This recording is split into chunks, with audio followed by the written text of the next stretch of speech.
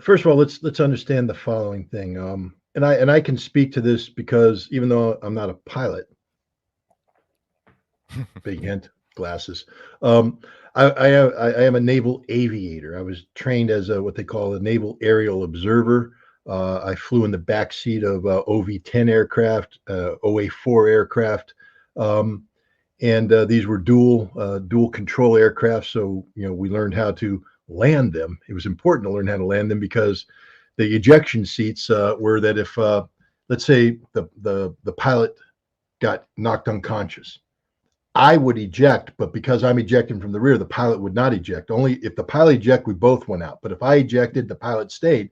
The pilot's like, hey, that means I die. So I'd like to teach you how to land this airplane so you don't eject and kill me. So, I've got a little bit of knowledge about aircraft and flying them, et cetera. I never flew them in combat, thank goodness, because nobody should ever want to go to combat.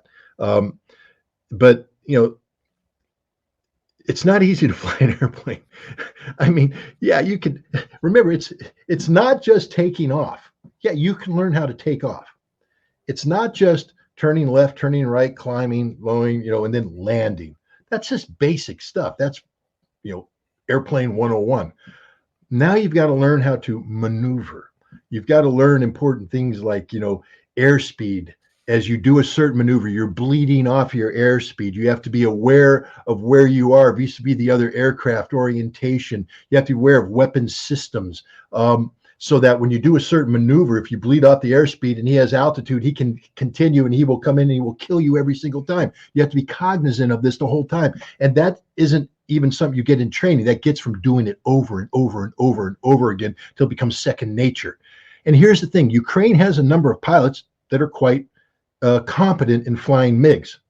I mean, let's not denigrate. We know the Ghost of Kiev was a joke and made up, but there's some pretty good Ukrainian pilots out there.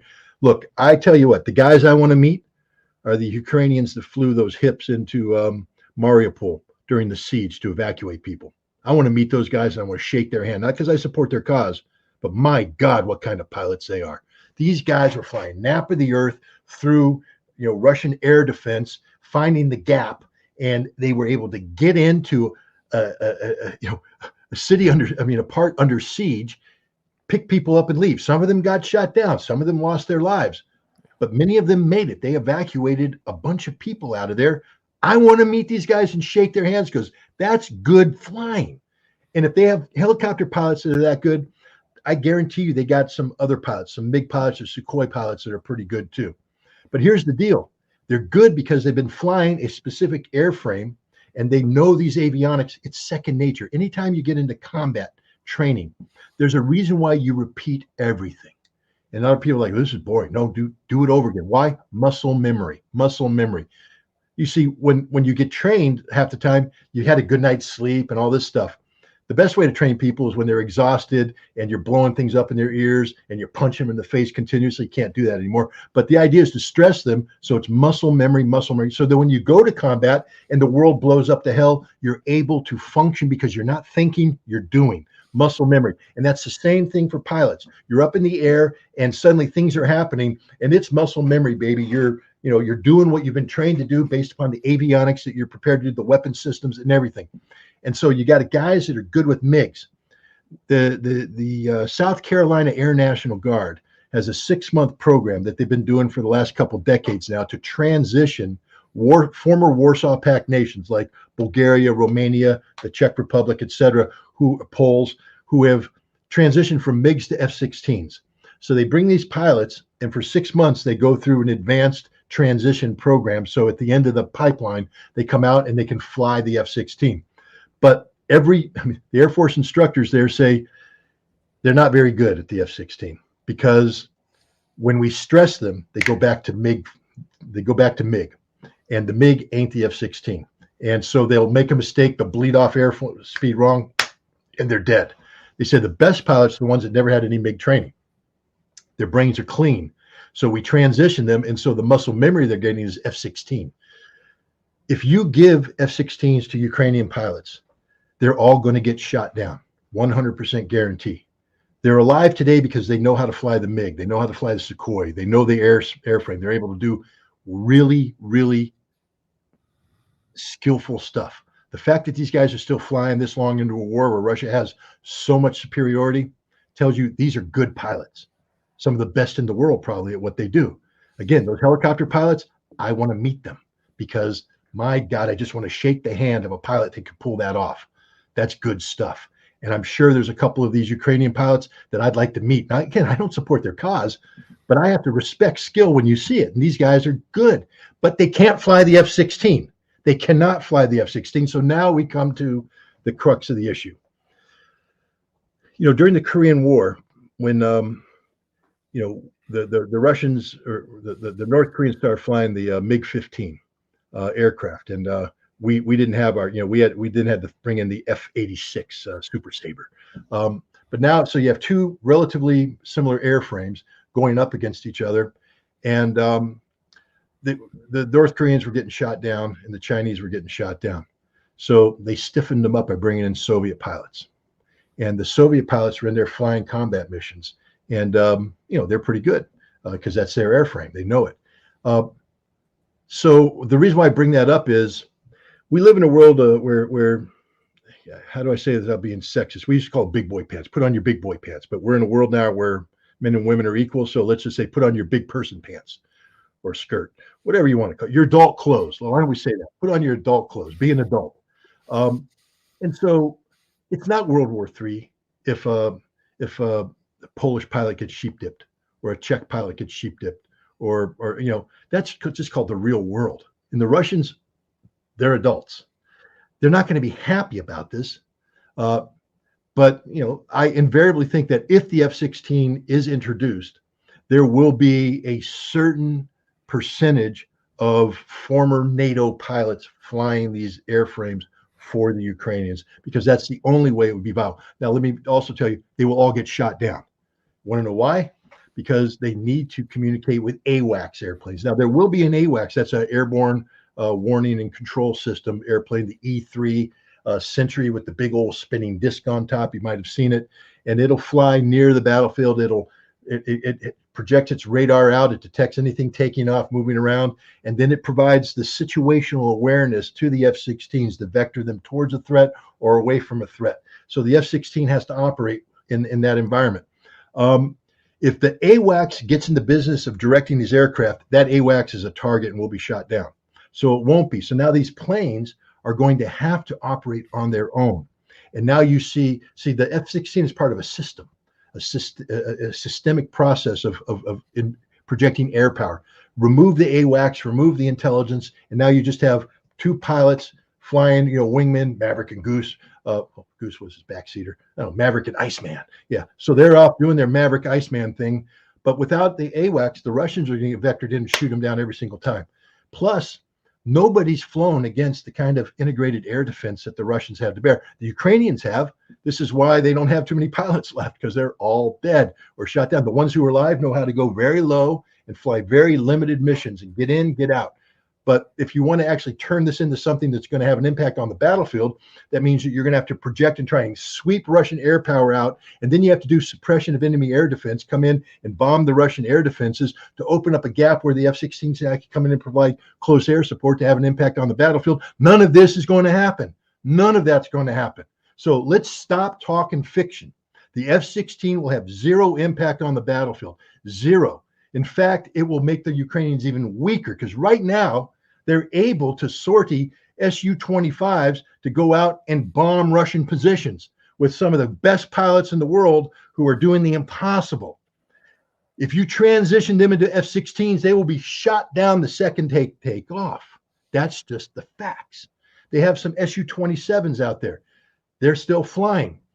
If you transition them to the F-16, they will die. They have some MiG-29s. Transition, they will die. The best thing you could do for the Ukrainians is give them the airframes that they know how to fly.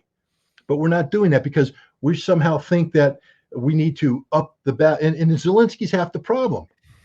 Zelensky be saying, just give me the MiGs, give me the Sukhois, and we'll take care of it. But instead, he's like, give me the F-16s. No, you don't want F-16. It's the same thing. Zelensky would be far better off getting T-72s upgraded because his troops know how to maintain it and use it. But instead, he's saying, give me the Leopard 2. It is a coffin. It is a moving coffin. It will get killed because A, there's not enough of them, and B, the Ukrainians don't know how to use them properly. And again, it's like a fighter plane. It's not just about, can I turn the tank on? Can I go forward? Can I go backwards? Can I turn the turret around? Wow. Yes, you can. But again, combat is about muscle memory, muscle memory, muscle memory, muscle. And you have a 3-man crew transition into a 4-man crew because there's no automatic loader. You have another loader. And now the tank commander, boom, shell goes off. He starts to give orders based upon a 3-man crew instruction. The gunner's wondering what's going on. Bam, you're dead because the Russians just took you out. That's going to happen to every single Leopard 2 that's going to go on the battlefield. This is stupid. I don't understand why we think there's going to be these miracle weapons, these wonder weapons. They're not.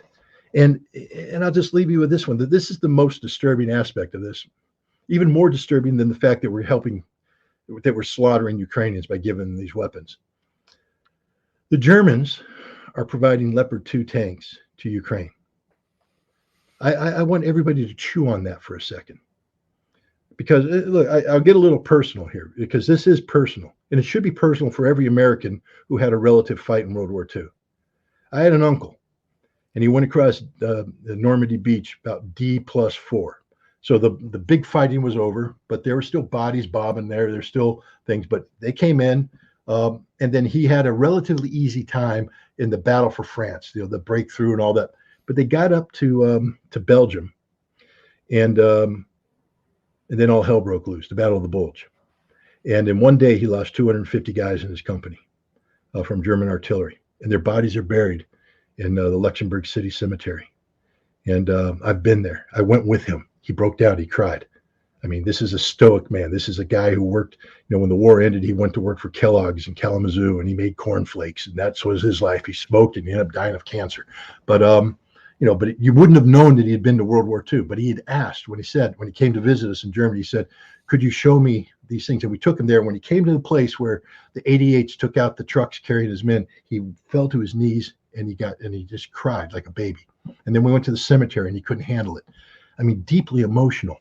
And so you say, well, why did we do that to him? Why did we lose those people that are buried in the cemetery? And the idea should be that they died for a cause, and the cause was to defeat Nazi Germany, which means never again should we allow Nazi Germany to come up. Now the Germans operate with this never again also. This notion of never again will we allow Germany to manifest itself in a manner that gives rise to the Third Reich and the murder of 6 million Jews. But it's more than 6 million Jews that we're talking about. I know that's that legitimately so. People focus on that, as they should. But there were 27 million Russians. There were another 6 to 8 million Poles. I mean, the Germans killed everybody. They were equal opportunity employers when it came to the death machine. And, and the idea was never again. There was a guy named Henry Morgenthau. He was the Secretary of Treasury in 1944 for Roosevelt, and he came up with the Morgenthau Plan. The Morgenthau Plan said, never again can we allow Germany to bring together the nexus of industrialism, nationalism, and militarism. And that the Germans had already had 2 shots. World War I they got once, and then World War II. So we're not going to give them a chance to make World War III. He said, that's it. We're going to dismember Germany. We're going to deindustrialize it. They will never be allowed to do this again. Never again. But instead, we said we need a German industry to help with the Marshall Plan, the rebuilding of Europe, etc. But the idea is that Germany would be constrained in their power, that they wouldn't become a militaristic thing. And the biggest checks and balance came from Germany itself that said, never again, never again, never again. Willy Brandt. People should remember Willy Brandt when he went to Poland in the early 1970s, I think 72, and he visited the Warsaw Ghetto. It had been suppressed by Nazis slaughtering Poles and Jews, and he fell to his knees begging forgiveness, as he should have, as every German should. Germans can never forget what they did. Well, I didn't do it, Scott. I wasn't born. I'm sorry, man. You're a German. And you inherited that, that there's that old biblical phrase that the sons don't inherit the sins of the father. Not now, baby. Germany, all you Germans, you inherited the sins of the father. And you must live with those sins and never again allow itself to be manifested in a manner that brings together the nexus of nationalism, industrialism, and militarism. And yet you're sending Leopard 2 tanks to Ukraine to kill Russians. You have forgotten the lesson of history. Never again is meaningless. And this is where every American should stand up and say, no, Germany, no, you don't get to do that. You don't get to make that decision. You're not a sovereign nation in this regard.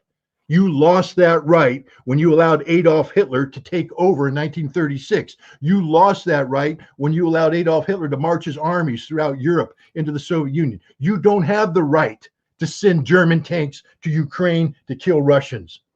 Not at all. And yet we just seem to be oblivious to it. If you had a relative who fought and died in World War II, you had better go study the history of that sacrifice and understand that what's happening today is an insult to everybody who served, everybody who sacrificed. American and Soviet alike, 27 million Soviets lost their lives. Now, you know the Russians remember this, but we have tended to forget it. We tend to poo-poo it. No, man, the Germans don't get a pass on this one. I know that this might be just Scott Ritter's little personal opinion, and that's okay. But I hold it, and I hold it strongly. Germany doesn't get a pass. They don't get to send tanks. There they are, but they shouldn't be able to.